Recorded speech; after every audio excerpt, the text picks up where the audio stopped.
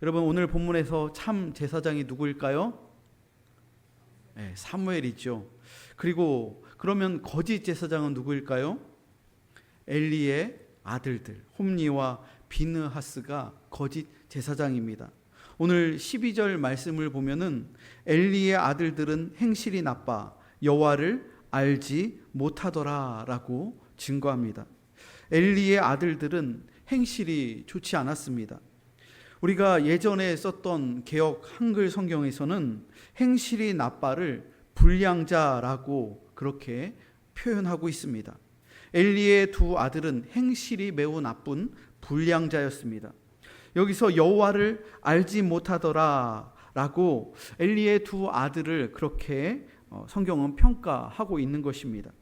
홈리와 비느하스는 아버지 밑에서 자동으로 제사장직을 감당하고 있었습니다. 아버지가 대제사장이니까 그 제사장 직분이 그대로 물려받아서 그 두 아들도 제사장 직분을 감당하고 있는 것이죠. 오늘날로 표현한다면은 아버지가 교단 총회장 그 이상의 그 직무를 감당하고 있는 사람입니다. 메가처치 초대형 교회 목사가 아버지입니다. 그러니까 홈리와 비느하스는 그 아버지의 그늘 밑에서 매우 편안하게 목회를 맡아서 하고 있는 형국과 비슷한 것이죠.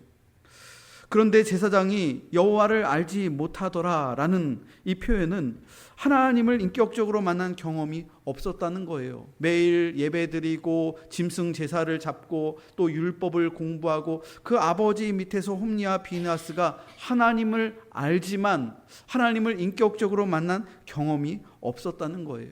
제사장직을 하긴 하는데 형식적으로 하는 것이죠. 하나님을 인격적으로 아는 것이 아니라 그저 의식적으로 종교적으로 아는 것을 말하는 것입니다. 홈리와 비느하스는 하나님의 말씀을 만난 경험이 없었던 매우 형식적인 제사장이었습니다. 하나님의 말씀을 만난다는 것은 무엇을 의미하는 걸까요? 여러분, 하나님의 말씀을 만난다는 것, 하나님의 음성을 듣는다는 것은 무엇을 뜻하는 거죠? 사무엘이 어렸을 때에 성전에서 잠자고 또 성전에서 늘 일을 배우면서 사무엘이 매우 어렸을 때 하나님께서 사무엘에게 그의 이름을 부르시면서 그를 불렀습니다. 그때 사무엘이 하나님의 음성을 들은 거예요. 사무엘아, 사무엘아.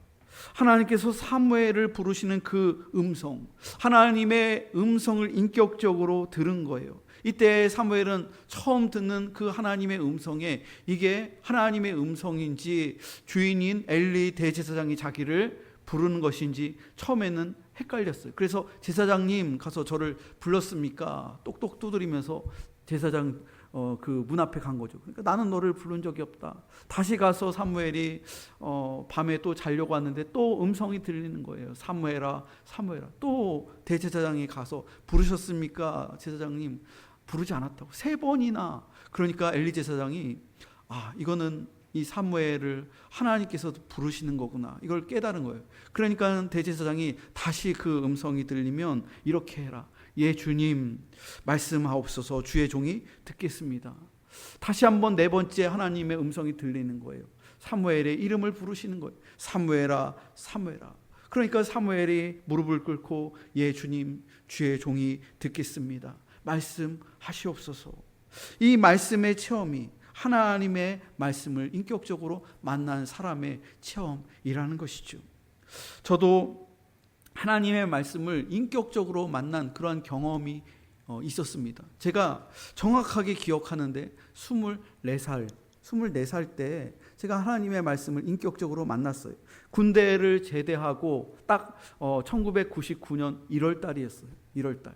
그때 군대를 제대하고 어떻게 살아가야 될지 그런 고민 속에서 교회에 일찍 나와서 성경책을 이렇게 펼쳤는데 그때 그 하나님의 그 말씀이 저에게 다가온 거예요. 그때 저는 하나님의 말씀을 인격적으로 만났어요. 모태 신앙으로 태어나서 장로님의 가정에서 신앙적으로 자라났지만 하나님의 말씀을 인격적으로 만난 시기는 24살입니다. 그때 그 말씀이 예레미야 33장 3절 말씀, 그 성경 말씀이 제게 말을 걸어오는 거예요. 하나님의 음성으로 다가왔어요. 하나님의 빛으로 다가왔어요. 너는 내게 부르짖으라. 내가 내게 응답하겠고 내가 알지 못하는 크고 비밀한 일을 내게 보이리라. 제가 태어나서부터 교회를 다녔는데, 한 교회를 다녔는데, 모태신앙으로 다녔는데, 부모님이 저를 낳고 집사가 되고, 나중에는 아버지께서 제가 고등학교 때 장로님이 되고 어머니는 권사님이 되고, 제가 24살 군대 제대하고 어떻게 살아가야 될지, 인생의 비전이 무엇인지 그렇게 하나님께 묻고 고민할 때 하나님께서 그 말씀을 통해서 저에게 말을 걸어오신 거예요. 이 말씀을 만난 이후부터 제 인생은 변화되었습니다. 종교적이었던 신앙생활이, 주일 중심적이었던 신앙생활이 매일의 삶 속에서 주님의 말씀을 묵상하고 기도하고 또 공부를 하고 모든 일을 해도 코람되어 하나님을 의식하면서 살아가는 성령 충만한 삶으로 변화되었다는 것이죠. 여러분, 이러한 신앙의 체험 없이 형식적으로 종교 생활을 하면 홈리와 비느하스처럼 될 가능성이 매우 높습니다. 말씀과의 만남 없이 먼저 교회 사람들과 인간적으로 친해지고, 교회가 어떤 사교 모임의 장소 또는 혹은 봉사하기 위한 그러한 어떤 일하기 위해서 사람들이 모이는 그러한 모임, 이러한 모임이 되는 경향이 있다는 것이죠. 여러분, 그리고 또한 이런 주님과의 말씀과의 만남 없이 종교 생활을 오래 하다 보면은 교회 안에 있는 연약한 부분들을 많이 듣고 보게 되면서, 교회 안에 인간적인 모순을 보게 되면서 신앙이 점차 비판적이 되고 굉장히 냉소적으로 변하는 그러한 경향성이 있습니다. 주님을 인격적으로 만나지 않고 그냥 주일 중심의 종교 생활을 하고 형식적으로 신앙 생활을 하다 보면은 비판이 들어오는 거예요. 비판적인 모습들이. 그리고 굉장히 냉소적이 됩니다.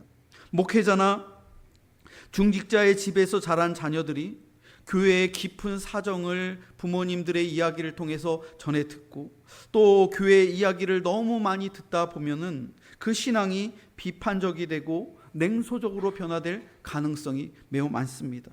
또 교회에서 일하는 직원들 역시도 이런 위험성에 노출될 가능성이 많아요. 교회 사무직을 하는 사람들, 또 교회에서 사찰 일을 하는 사람들, 그러한 사람들이 교회 안에 그런 부조리한 모습들이나 또 인간적인 모습들을 보게 되면 성령님이 그 안에 계시지 않으면 굉장히 비판적이 되고 굉장히 냉소적이 됩니다.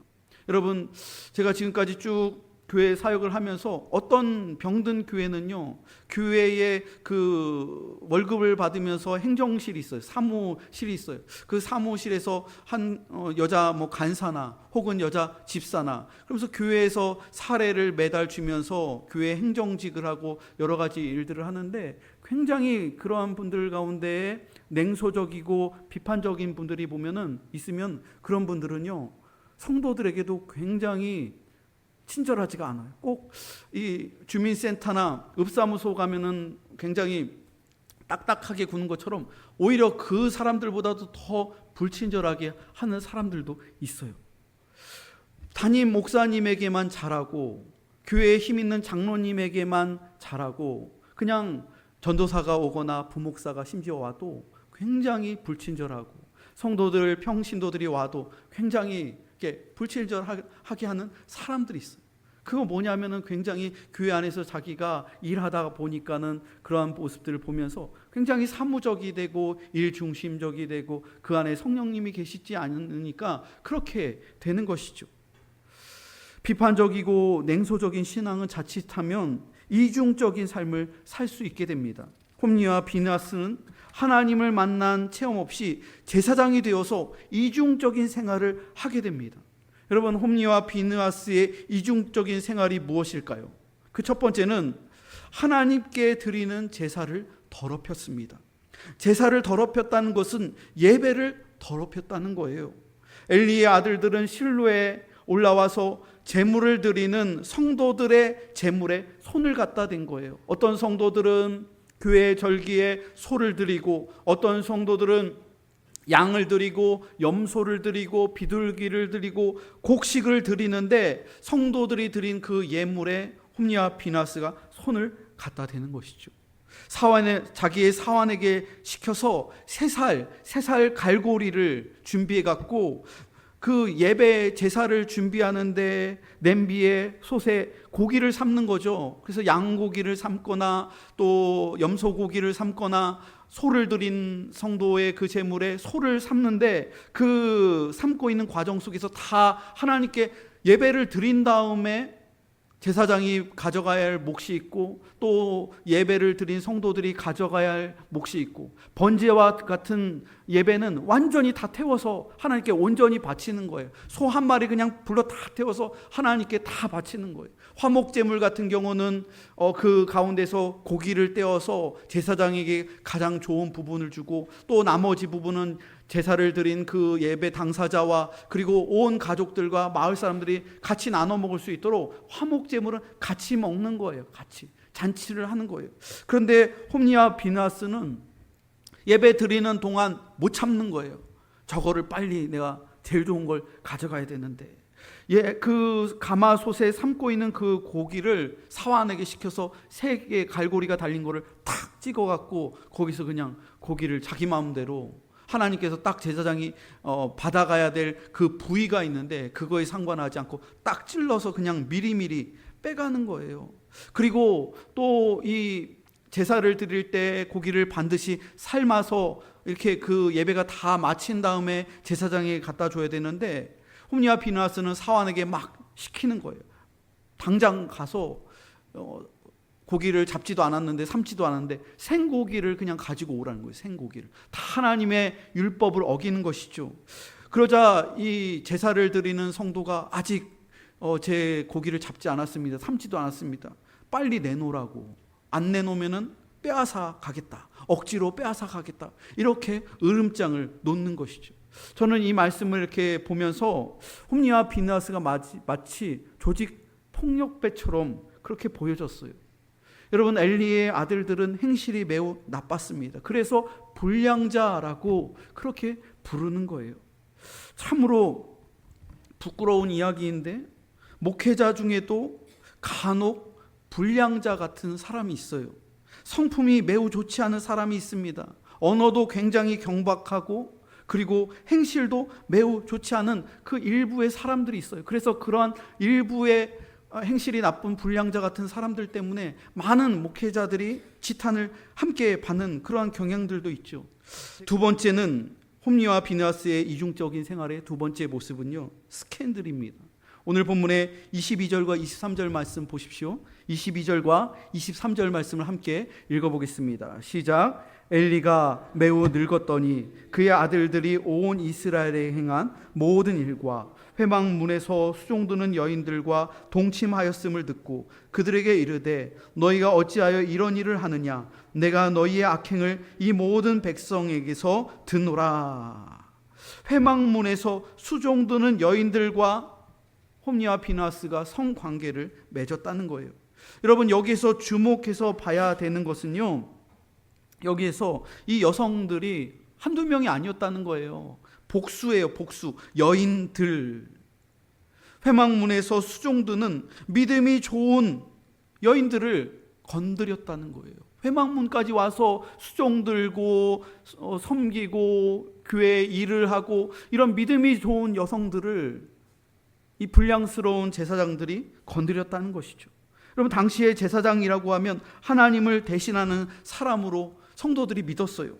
이러한 제사장이 자신의 직위를 이용해서 회막문에서 수종드는 여성들을 건드렸다는 거예요.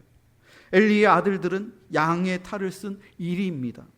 이들이 이 정도까지 가게 된 것은 실상 하나님을 믿지 않았기 때문에 그런 거예요. 그들이 하나님을 두려워하지 않으니까 사람의 눈만 속이는 거예요. 그래서 그들을 빼앗고 또 아무도 보지 않을 때 자기가 제사장이랍시고 성도들을 희롱하고 건드리고. 여러분, 이러한 일이 있으면요, 이런 사람들은 목회하면 안 되는 거예요. 그냥 파직, 목사직을 빼앗아야 되고 목회를 하면 안 되는 것이죠. 그런데 엘리는 자기 아들들의 이 악행들, 예배를 혼란에 빠뜨리고 성도들이 드린 예물에 손을 대고 또 회막문에서 수종드는 여인들을 이렇게 건드리는, 동침했다는 이 악행들, 이 소문들을 성도들을 통해서 들었음에도 불구하고 아버지 엘리 제사장은 아들들에게 그냥 단순히 그냥 얘야 그러면 안 된단다 그렇게 말한 거예요. 그냥 강하게 치리를 해야죠. 제사장직을 못하게 해야 되죠. 하나님의 율법으로 호되게 야단치고 사람들에게 공개 망신을 주고 법적으로 치리를 해야죠. 그런데 내 아들 대충 넘어간 거예요. 그냥 목회하게 하고 계속 예배 드리게 하고, 그러니까 계속 경거망동하는 것이죠. 여러분, 오늘날 이단 사이비 교주들에게서 나타나는 공통점이 뭔지 아세요? 물질하고 스캔들이에요. 두 가지예요. 홈리와 비나스가 걸려 넘어진 이 두 가지예요. 이 모습이 이단 사이비에서 다 나타나고 있는 모습이죠. 여러분 엘리의 두 아들들의 악행 때문에 성전의 기능이 완전히 마비되었습니다. 이스라엘의 참 선지자, 참 제사장이 사라진 거예요.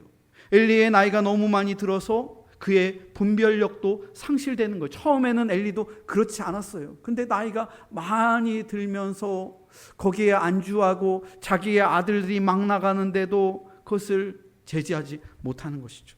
이러한 때 하나님께서는 엘리의 시대를 끝내고 사무엘의 시대를 서서히 준비하십니다.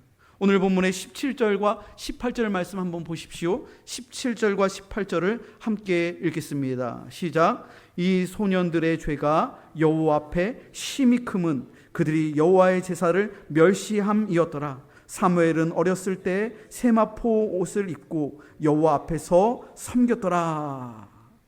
여러분, 이 소년들의 죄, 엘리의 아들들의 죄입니다. 엘리의 아들들도 젊어요. 아직 소년이라고 표현하고 있잖아요. 하나님께서는 늙은 엘리의 시대를 끝내기로 작정하셨습니다. 그리고 어린 사무엘의 시대를 여시는 거예요. 여러분, 교회의 역사에도 이러한 영적인 주기가 있습니다. 이러한 교회의 사이클이 있어요. 그래서 교회가 엘리의 시대를 맞이할 때가 있어요. 엘리 제사장은 젊었을 때는 무난하게 제사장직을 잘 수행했었던 그러한 괜찮은 제사장이었습니다. 한나에게 축복 기도도 해주었습니다. 그리하여서 한나가 임신까지 했습니다. 예배도 잘 인도하고 제사 집례도 잘 인도하고 목회도 잘 했던 때가 있어요. 하지만 점점 나이가 많아지면서 영안이 사라졌습니다. 타락한 아들들을 치리하지 않았습니다. 아들들이 제사를 더럽히고 회막문에서 수종드는 여인들과 동침한 소식을 들었음에도 불구하고 아들들을 통제하지 않았습니다. 이쯤 되면 제사장직을 못하게 해야 합니다. 파직해야 합니다. 하지만 엘리는 내 아들 하면서 어물쩍 넘어갔습니다. 이렇게 넘어가니 하나님께서 어떻게 하셨습니까? 하나님께서 칼을 드시는 거예요. 엘리가 칼을 안 드니 하나님께서 칼을 드시는 것이죠. 그리고 엘리의 그 두 아들들을 죽이기로 하나님께서 작정하시는 거예요. 그 두 아들들이 블레셋과의 전쟁에 나가서 거기서 두 아들이 비참하게 죽게 되잖아요. 그리고 그 소식을 전해 들은 엘리가 의자에 앉아 있다가 그 소식을 듣고 충격에 뒤로 넘어져서 뇌진탕으로 그렇게 죽게 되잖아요. 엘리의 가문이 완전히 망하게 되는 거예요. 하나님께서 사무엘의 시대를 어떻게 여셨습니까? 18절 말씀을 보면 사무엘은 어렸을 때 세마포 에봇을 입고 여호와 앞에서 섬겼더라.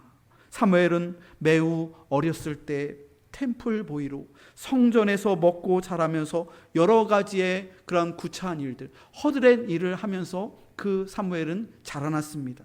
사무엘이 큰 선지자가 되기 전에 성전에 허드렛 일을 하면서 시작했다는 거예요. 매우 사소하고 아주 작은 일부터 배웠다는 거예요.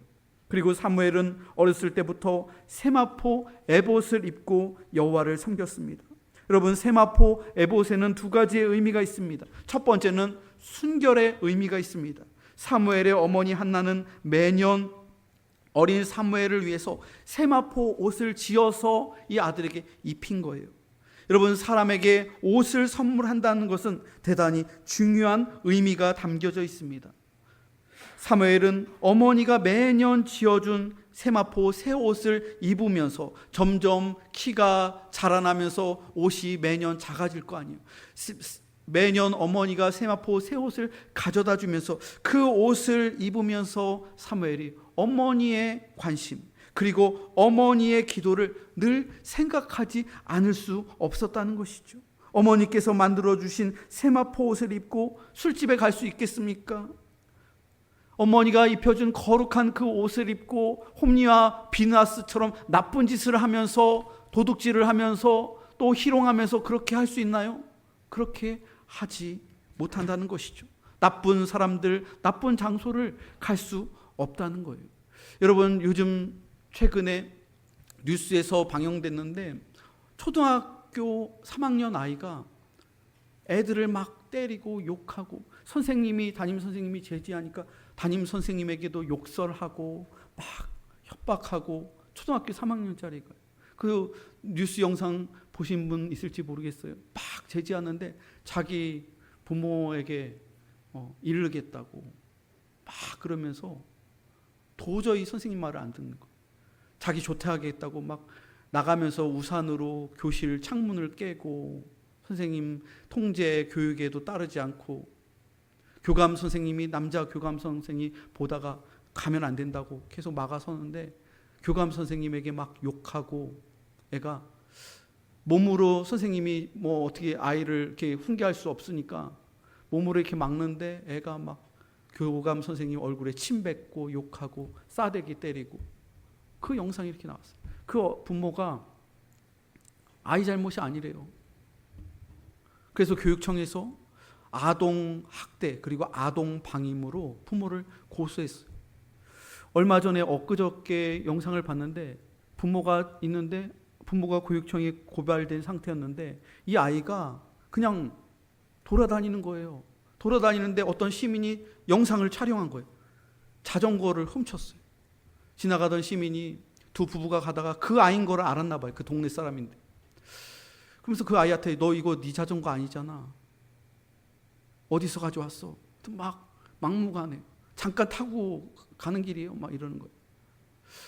그러면서 이 아이에게 자전거 이렇게 내려놓으라고 남의 거니까 말을 안 듣는 거예요. 막 그러면서 자기가 어른들을 협박하는 방법을 안다고 하면서 갑자기 그냥 길가로 그냥 튀어나가는 거예요. 자동차가 달리는데 자기가 거기에 이렇게 치게 되면 이 사람들 때문에 막 이렇게 협박하면서 애가 초등학교 3학년 아이의 말이 아니에요. 말을 들어보면 굉장히 소름 끼치는 거예요. 애가 그런 모습들이 어디서 배우고 어디서 받겠어요? 부모에게서. 부모가 이 아이를 통제하지 않고 교육하지 않으니까 이 아이가 굉장히 불량스럽고 굉장히 초등학교 3학년이라고 보기에는 굉장히 문제가 있는 병이 든 아이죠. 이 아이가 그렇게 자라나게 되면 여러분 그런 인성과 그러한 성품으로 사춘기를 맞이하고 중학생이 되고 고등학생이 되면 어떤 범죄를 저지를지 모르는 거예요. 홈리와 비느하스, 불량스러운 사람의 모습이죠. 여러분 두 번째는 제사장의 삶이에요. 이 사무엘이 거룩한 세마포 에봇을 입었다는 것은 첫 번째는 순결의 의미고 두 번째는 제사장의 거룩한 삶을 의미하는 거예요. 세마포는 제사장의 옷을 흉내낸 거예요. 어머니가 템플 보이로 드렸던 이 어린 사무엘에게 너는 자라나면서 거룩한 제사장이 되어야 된다. 지금은 성전에서 허드렛 일을 하지만 그냥 템플 보이에 불과하지만 너는 반드시 자라나면서 하나님을 바르게 예배하고 하나님의 성전에서 예배를 집는 훌륭한 선지자가 되어야 된다. 훌륭한 제사장이 되어야 된다. 그러면서 세마포 에봇을 어머니가 지어서 입힌 것이죠. 여러분 사람이 어렸을 때 어디서 노느냐에 따라서 그 영향을 받게 되어 있어요. 어떤 사람들을 만나느냐, 부모로부터 어떠한 말을 듣고 어떠한 교육을 받고 어떠한 환경에서 자라느냐에 따라서 아이의 그 정서나 아이의 미래가 바뀌게 되는 것이죠. 부모님이 의사이면 어렸을 때부터 보고 듣는 것 때문에 그 아이가 의사가 될 가능성이 매우 큽니다. 변호사 집안, 또 판사 집안에서 대를 이어서 판사가 2대, 3대, 또 변호사가 많이 나오는 게 다 그거 보고 자랐기 때문에 그럴 확률이 굉장히 큰 거예요. 스펄전 목사님의 경우에는 어렸을 때부터 스펄전 목사님은 목사 놀이를 하면서 자랐다고 합니다. 스펄전 목사님의 할아버지도 목사님이고 아버지도 훌륭하신 목사님이에요. 스펄전 목사님의 집에는 어렸을 때부터 기독교 서적들, 신학 서적들, 특별히 청교도 서적들이 집안에 꽉 차 있었대요. 그래서 어렸을 때부터 스펄전은 그 기독교 서적들을 읽는 거예요. 청교도 서적들을 읽고 그런 설교들을 계속 읽는 거예요. 특히 존 버년의 철로 역정과 같은 그 책을 무려 100번 이상 스펄전 목사님이 어렸을 때부터 100번 이상을 계속 그 책을 읽은 거예요. 그러니까 그런 것들을 보고 또 듣고 그런 환경 속에서 정말로 명설교가 스펄전 목사님이 탄생하게 되는 것이죠. 여러분, 오늘 본문의 26절 말씀을 보세요. 26절을 보면 아이 사무엘이 점점 자라매 여호와와 사람들에게 은총을 더욱 받더라. 사무엘은 점점 자라면서 여호와 하나님께 은총을 받았습니다. 그리고 사람들에게 은총을 받았다는 거예요. 여러분, 올바른 목회자는요, 하나님께 은총을 받을 뿐만 아니라 성도들에게도 은총을 받는 거예요. 우리가 알아야 할 것은 하나님 앞에서 아름다운 사람은요, 사람들 앞에서도 아름다운 거예요. 하나님 앞에서 아름답지만 사람들 앞에서 아름답지 않다? 이거는 이중적인 모습이죠. 오늘 말씀의 결론을 맺겠습니다. 엘리와 그의 아들들은 받은 복을 모두 다 잃었어요. 엘리도 그렇고 그의 아들들도 하나님께 그 제사장 직분이라는 그 가문의 영광을 얻었음에도 불구하고 이들은 그 받은 복을 다 잃어버렸어요. 하나님과 사람들에게 은총을 얻지 못했기 때문에 그런 것이죠. 반면에 사무엘은 어떻습니까? 템플 보이에 불과했지만 사무엘은 점점 자라면서 하나님과 사람들에게 은혜를 입었습니다. 사무엘의 아버지 엘가나와 한나는 사무엘을 하나님께 드렸기에 그 가정에 사무엘 이외에 세 아들과 두 아들을 출산했어요. 한나가 한 명의 자녀도 출산하지 못했던 한나가 그렇게 울면서 하나님 앞에 서원 기도했을 때 하나님 아들을 낳으면 이 첫째 아들을 하나님께 바치겠습니다. 이 아들을 거룩한 하나님의 종으로 잘 하나님 아버지 세우겠습니다. 그렇게 기도하였을 때 그 가정에 하나님께서 태의 복을 여셔서 세 아들과 두 딸을 얻게 되었다고 말씀하는 것이죠. 이렇게 하면서 하나님의 축복이 사무엘 가정 가운데 이어져 가게 되고 새로운 사무엘 시대가 시작되어지고 엘리의 가문은 문을 닫게 되는 그러한 모습을 보게 되는 것이죠. 사랑하는 성도 여러분, 오늘의 이 말씀을 우리가 기억하면서 주님을 경외하고 정말로 불의하고 죄악이 많은 이러한 세대 가운데에서 우리 자신과 우리의 자녀들을 지켜내면서 거룩하고 순결하게 그리고 하나님과 성도들에게 덕을 끼치며 은혜를 받는 그러한 성도들이 다 되시기를 주님의 이름으로 축원합니다.